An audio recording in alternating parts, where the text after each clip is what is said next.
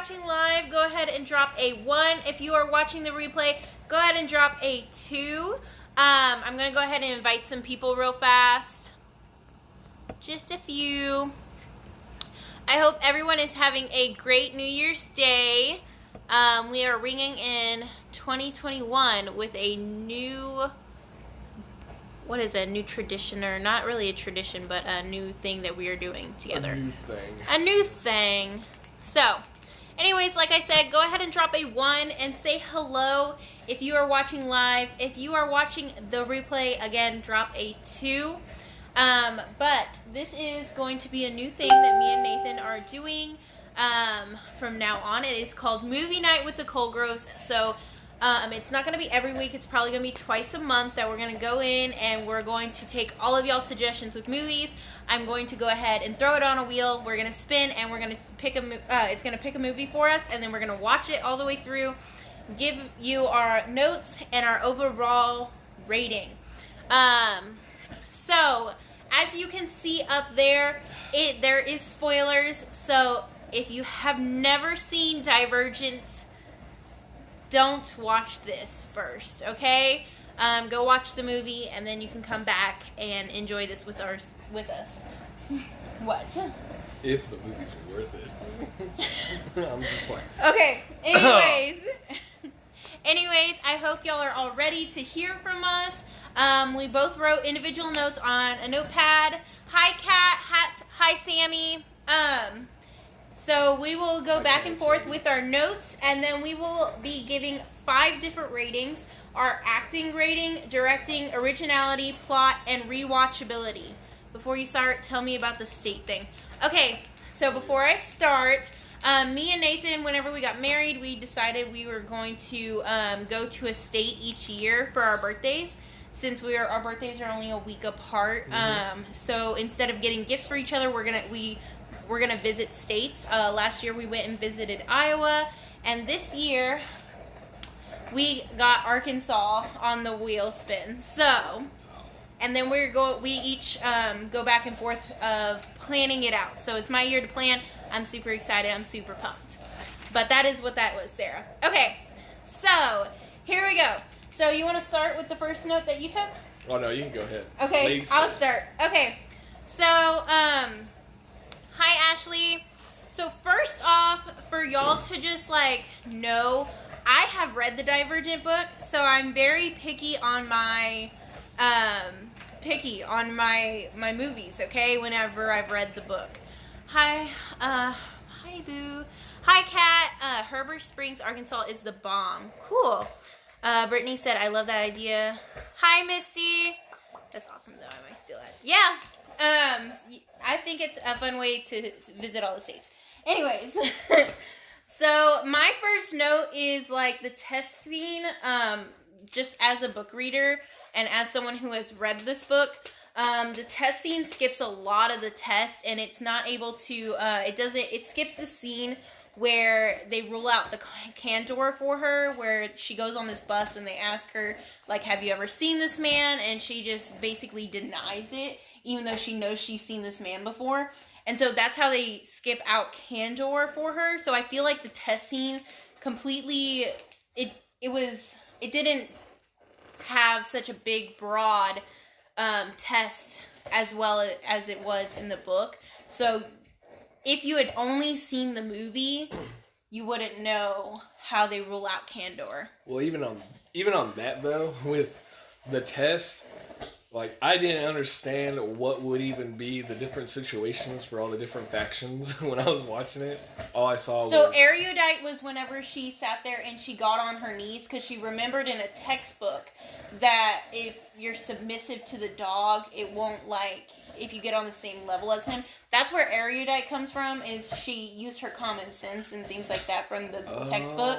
Yeah. And then if you were dauntless, she ran after the dog to, she put herself... She tackled it? Yes. Yeah. And abnegation I don't remember honestly. Yeah, that's what I was It's like the test wasn't long enough in the movie for them to rule to out show all examples those of ideas and stuff like that. Okay. And FYI, just in everyone, like, put y'all's opinions down in the comments. If y'all disagree with us, that's perfectly fine. Like, we want to hear your opinions. There's no reason. We're gonna respect your opinions. I expect y'all to respect my opinions. So just be nice to everyone, but I respect everybody's opinions. So I am down to hear all y'all's comments on this, so drop them in the comments. Anyways, your turn. So mine was more like a nitpick. Mm-hmm. Whenever at the very beginning, whenever like she's talking about her brother and how like he's so like, you know, he's perfect for the faction they grew up in, and he helps that old lady pick up her stuff, and then he brings up later on, he goes, oh, you know, it's not so hard to help. And it just made me mad, like, with Triss, because she's like, well, I was thinking about helping her. I'm like, are you just not? It kind of made me mad, because I was like, it's not that hard. It's like, but she just watched, and I'm like, I don't know. That just, I guess that makes sense, yeah. Her character kind of frustrated me. Yeah. I didn't like her choices. And talking about the test scene again, on mine, I put, like, why does she make Triss leave? Like, she makes Triss leave. Yeah. The test place, and is like, oh, I put it in that you got abnegation. So why are you leaving? Isn't that like sketchy? Like, to me, that would have been more that suspicious. would raise more red flags, especially if you've already altered the results to show abnegation. Yeah, the government people would have already been like, oh, hold up here. But no, one other thing is when they're explaining about their tests. And they're talking about, like, you know, when the founders, like, created it, it was to make a perfect utopia, you know, and to keep, like, you know, all wars and everything from, you know, happening. Then why on earth would you still let them choose on, like, the day of? If anything, if you're trying to have this test that gives you the perfect utopia, you're just asking for, like, society to go against it. It's like whenever it doesn't make sense to me, because if anything, if you're trying to keep people in line, you wouldn't give them the choice. Like, you would be like, yeah, this is where you need to go. You need to go. It's like, but I feel like on that subject, the reason that they say, hey, you can still choose, it's trying to show them that they do have freedom. You know, but the very small portion of people that do choose a different faction usually end up factionless. Yeah, and it really shows honestly who they need to pay more attention on if they chose against their test, on who is choosing against that, and that looks like, oh, they're divergent, you know, things like that. So I feel like I understand that a little bit, because they're showing them or telling them they have freedom when they really don't. They're just rebels. That's all it is. Or whenever in the test, when she starts, like, she gives her that little blue liquid, and she's like, what is this? And the lady's like, bottoms up. I'm like, dude, she's like, some homeboy gave me a drink. I'd be like, what is this? He just bottoms up and be like, you can have that back, friend. I'd be like, I ain't drinking that. So hi, Aubrey. Hi, Paxton. It's crazy. I put... Are Beatrice and her brother twins, or are they really that close in age? Because they are both choosing at the same ceremony, and they're supposed to be choosing, like, at a certain age they choose which faction they're going into. Were they in the books? Did they ever explain it? They do choose in the same books, but that was something that just kind of clicked to me all of a sudden. Is like, are they twins, or are they just really that close in age? Because in the book, like, you're supposed to be, once you hit a certain age, you're supposed to go to a choosing ceremony. Uh-huh. But it never clarifies how they both at the same ceremony are. I mean, they could just be that close in age or something, but yeah, maybe. That's just me. Should have explained it. If anybody remembers in the book, if they explain that better, let me know. Hi, Gabriel. Okay, you're up. Oh, one thing that I didn't understand about Dauntless is, like, you know, how she's all, you know, oh, look, you know, they're, you know, everyone's like, they're crazy and everything. Wouldn't you want your, like, military and police force to be, like, you know, level-headed? Like, why would you, I would feel unprotected if I see, like, our police, like, running and climbing buildings and, like, parkouring around the city. I'd be like, this is where my tax pay's going to? It's like, no, man. But another thing is when they get on the train, though, I'm just like, why don't they have stairs or something to get to the train? They all have to like climb up the railings and then hop onto the train. It's so I'm like, why would you want to join something like that? And I'm like, it's so much running. Hi, Steve. Like, too much stuff. I feel like mine's a lot more dick picking. Let's see here.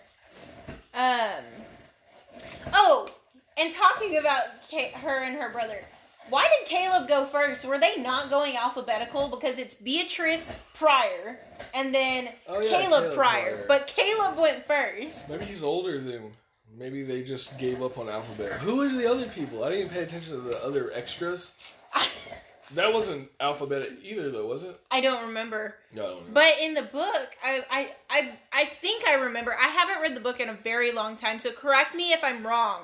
But in the book, I thought that it was alphabetical, but they called Caleb before Beatrice, so I was kind of confused. Oh, we just have to say, though, before we get too far into it, the best character in this movie is Eric. No, it's not. He's the best guy. No, it's not. That man, I would want him in charge of my military force. That man has it down.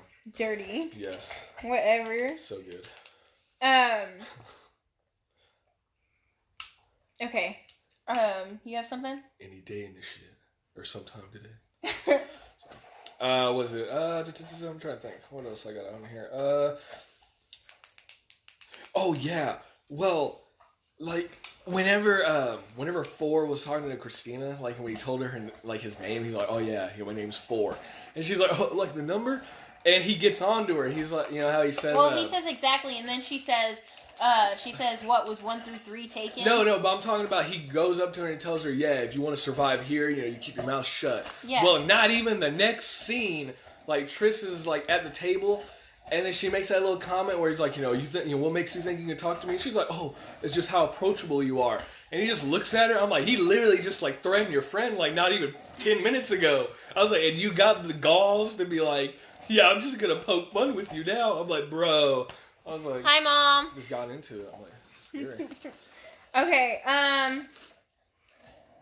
again, as someone that has read the book, they skipped the scene of Tobias and Triss down in the chasm where he like actually tells her what his test results were, which they weren't divergent. Like, they weren't divergent in the book. His test results were abnegation.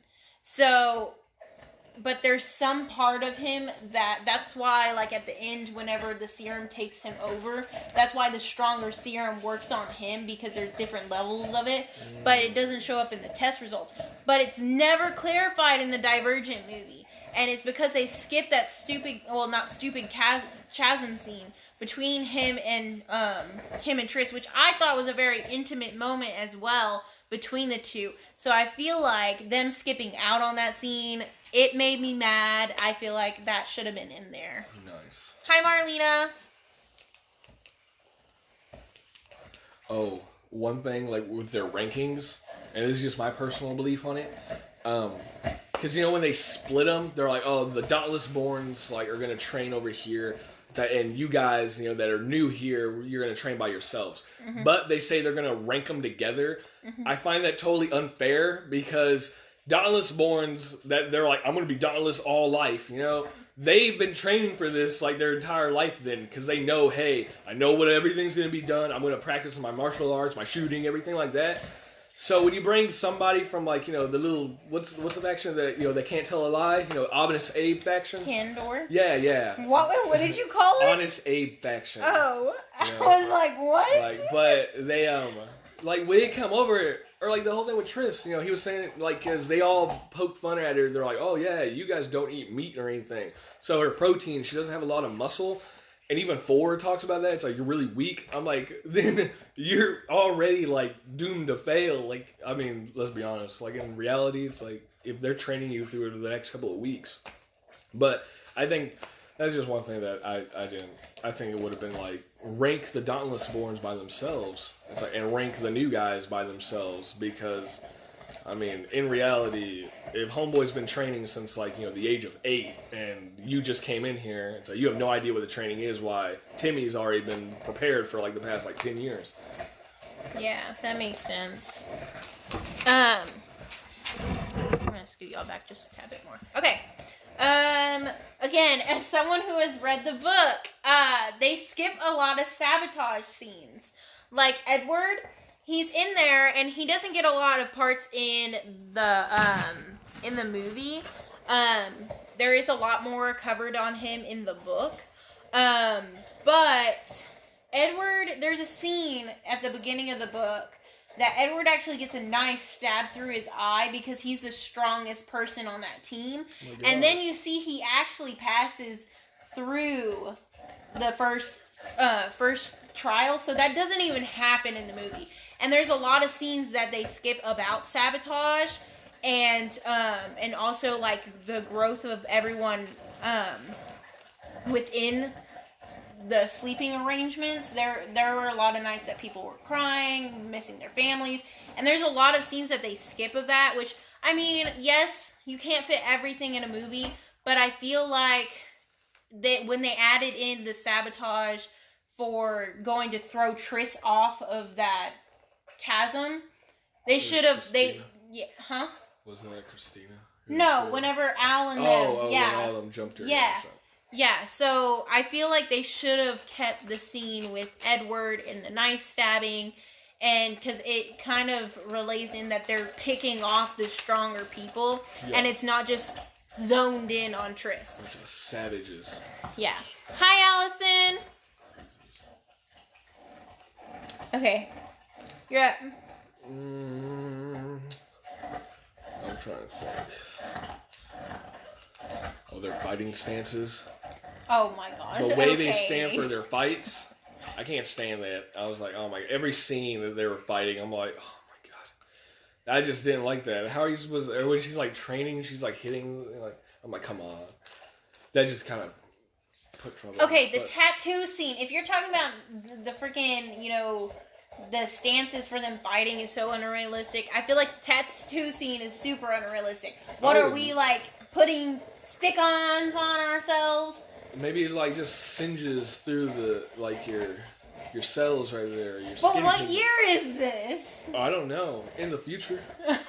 Obviously it's in the future, but shoot, I wish tattoos, like, if it was that simple to get a tattoo. Okay, before we go into some more negative things. Your mom would be in there all day. Oh. Getting tattoos. Your mom would have like tattoos everywhere. Hi, Kayla. Like, stickers all over. Right. And she'll be like, oh. I bet the technology is more expensive, though. No, I bet it makes it cheaper. Really? Like, you can make it so abundant. Oh, like, yeah, if it's so abundant, true. the what's it called? The demand isn't as high. Wouldn't the equipment be more expensive, though? Okay, we're going off track. Maybe. Anyways, before we get into some more negative things, I know for me, some positive things. The knife throwing scene was pretty great. I think that's a very epic scene. It goes straight along with the book. I literally love that scene. They kept it very real in the movie. Mm-hmm. So to me, I love that scene. And I also love the ziplining scene. That's super epic as well. The zipline was pretty cool. Yeah. Awesome. Any scene that Eric's in is pretty awesome. That man made the movie. It was so cool. Well, let's see, though. I'm trying to think what else. What other scenes were he in? Whatever. I actually do like his character, though. That's not me being funny. I actually thought it was pretty cool. Okay. Peter recovered from a jab to the throat. Oh my god, he did that so quick. I wish I could recover. Like, if someone just, like, got me right in the Adam's apple, he was like, he just goes, and then he, like, backhanded her. I'm like, dude. And then he's fine. Yeah, he was all good. I'm like, man, this guy's got, like, freaking Superman windpipes. Oh my gosh. Yeah, I feel like that was a little too unrealistic to me. Oh, and then in the capture the flag scene, who the heck gave Eric's team flares? Oh, yeah. Nobody else had those. Yeah, nobody had them on Force. We'll light them up, and everybody has flares on Eric's team. I'm like, what kind of crap is that? Man. That was a cool scene, though, too. I did like that. Yeah, that scene is pretty good. That was nice. I do think that was very good. The stem cells is actually a cool, like, idea. I'm like, they can, they give you the feeling of an actual bullet wound, that would suck. But that would be You pretty would probably cool. go play that game. I would. That'd be pretty intense. I mean, Do they have anything like that or no? in That's real not, life? Yeah, I doubt it. I don't think so. Because if they did, I'd Hi, buy Kylie. that stuff up real quick. That's pretty cool though. You have something? No, I'm looking through. Nobody else saw the reflection from the mom's mirror after they gotten through stage 1 and they're going and hefting the bags at abnegation. And her mom has a mirror and it reflects. Like, no, does nobody else see that? Well, I found it funny with the guard when he came around and he saw Triss and he was like, "Hey, what are you doing?" I'm like, her mom was literally right in front of her. I'm like, if the guy was able to tell that there was a Dauntless member that was chilling in the back, how did he not see the mom like duck on out of there? Well, I said also, what is she, a magician? She just She disappears vanished like that. That was pretty good. She's the real hero of the movie, gosh. What was I gonna say? Oh yeah, but going on with the fight, the other thing I didn't like about like the Stendart, fight that they didn't have anything to protect their face. And I understand like you're trying to give like people, you don't get shot, but like whenever Ford and Eric were fighting, they're like on the same that same crate, and they kept bobbing their head around and shooting. I'm like, bro, I was like, and Ford ends up getting the dude like on the foot or the shin or whatever. But I'm like, dude, you guys didn't want any protective cover because you're gonna pop your head out and just get like a dart in your eye or something, like, because that's terrible. Like you'd be out. I only have 2 more things. Oh yeah. One being Will and Christina's love life is never seen in the movie. If you've read the book, you can kind of tell something was going on, but no, they didn't flesh it out. Yeah, but in the book, like, there's a lot more, and so whenever Will's death scene comes up, and Triss ends up shooting him, like there's so much more for Christina that I think that they don't show in the movie, and I feel like it's not seen as much. Yeah, they play around and everything, but there's like a part in the book where Christina and her are having like a talk and stuff, and she talks about Will, and that's whenever it's really shown. So to me, I feel like that wasn't shown as much, as well as like Triss and Tobias, like their love scene's shown, but she really has a really big problem with like sexuality and stuff like that, because she's from abnegation. So like she didn't grow up knowing about that. Yeah, things like that. So, but I mean, it shows a tiny scene in the movie where that's one of her fears is intimacy, but there's a conversation that happens in the book that doesn't happen in the movie, which I think should have been a part of the movie, because I also think that shows, like, I don't know, people that have seen the movie, how people do deal with intimacy problems, and it is natural, and it is something that if you didn't grow up on it, didn't grow up talking about it, like, it's not horrible in the book. It's something that I think they should have added to the movie. Hi, Missy. Nice. Okay, do you have something before I tell them my last one? Yes.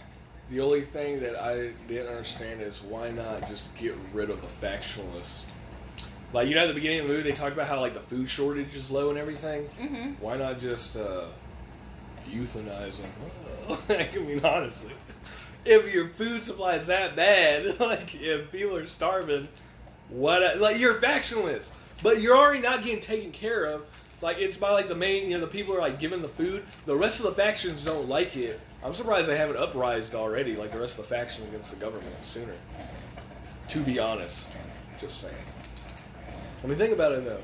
Okay, what else you got? I'm trying to think. Do I have anything else? Oh, the zip line. Like, going back on that. No one gave her the break. Like, when they got her on there, they're like, all right, have fun. They're like, don't forget to pull the brake. I would have been like, hand it to me. Like, they didn't even hand it to her. They just said, don't forget to pull the brake. Here you go. And I was like, dude.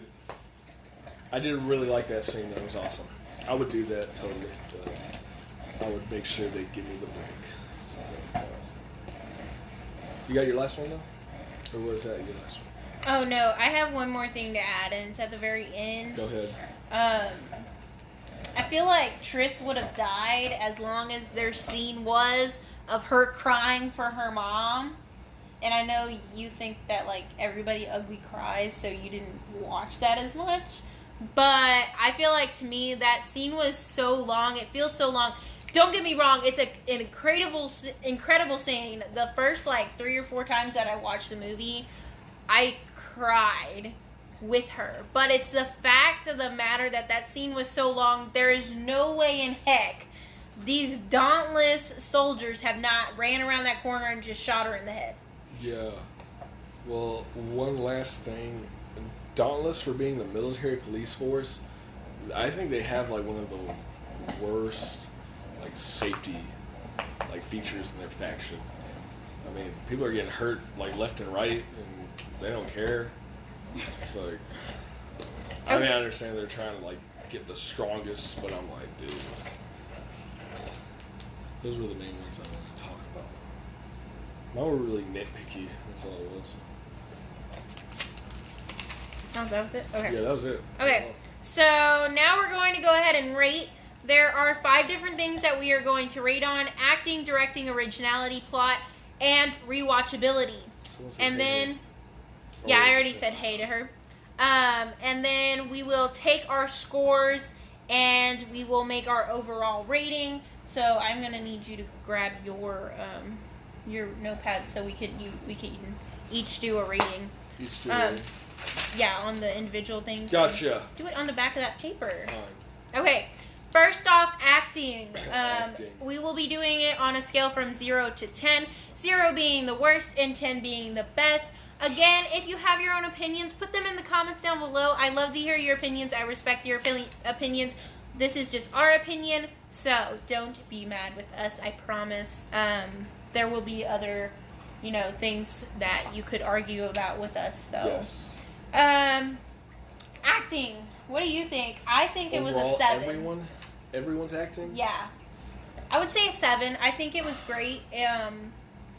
It wasn't bad. No, it's not. They had some good actors in there, so yeah, I'd probably say I'd go with a 7 also.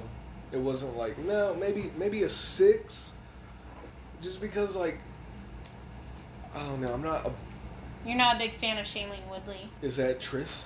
Yes. Yeah, it's more like, I'd say a 6. Yeah. Okay, directing. I don't know if she expresses that well. Directing. You know what? I mean, I could follow the story, so it was just like the dream scenes that were kind of a little complicated, but I'm gonna give a 7 on that as well. Yeah, I'll actually give the directing a 7 to me. I thought it was good. Originality. I feel like a 5, and this is why I'm gonna give it a 5. If you're gonna look at, like, I want to say, like, I've seen probably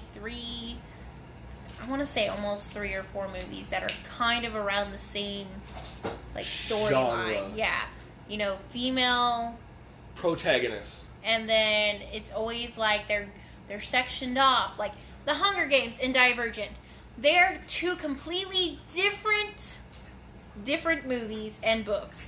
But if you look at the outer line of it all, it's really the same. So I'm going to give originality for this kind of movie a 5. Yeah, I'd probably do the same thing, because Paul's very...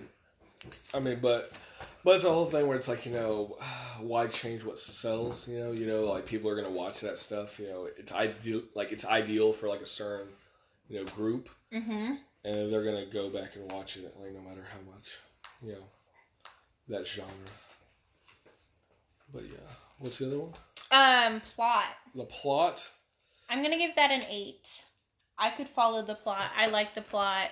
But are we agreeing on if it's easy to follow, or if it's like anything that's like, is the plot good? Is the plot good? I'm going to say like a 5. I'm saying an 8. I like the plot. It was... I mean, I could follow the story, but in my mind, it was like, yeah. Okay, rewatchability. How, like, on a 0 to 10 scale would you watch again? I'd put a 6. I'll put a 9. It's not. This isn't really my genre of stuff, Mm-hmm. but it was all right. You know. Mercury, go. Like I said, easy to go with. Okay. Easy to follow. So out of those scores, add up your. I did what I do 6 on that one. Right? Yeah. Yeah, rewatchability.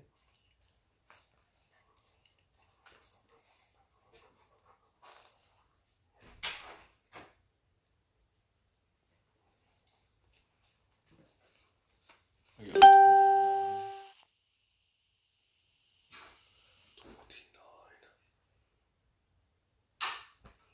I had 36. Nice. You said 29? Yeah. Okay. Give me your phone real fast. I'll do some math real fast.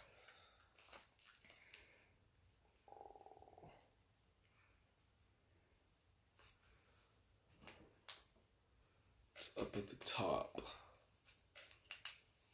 So that's 65. So our overall rating would be a 6.5 out of 10. Oh, nice. Okay, so that is our rating for Divergent. It is a 6.5 out of 10. If you have a movie you would love for us to watch and critique or like give you our opinions on, go ahead and drop it down below. We will be spinning again and doing another movie sometime soon. So I hope y'all all had fun watching this. If you did, go ahead and drop a heart. I love y'all all. I will talk to y'all later. And again, Happy New Year.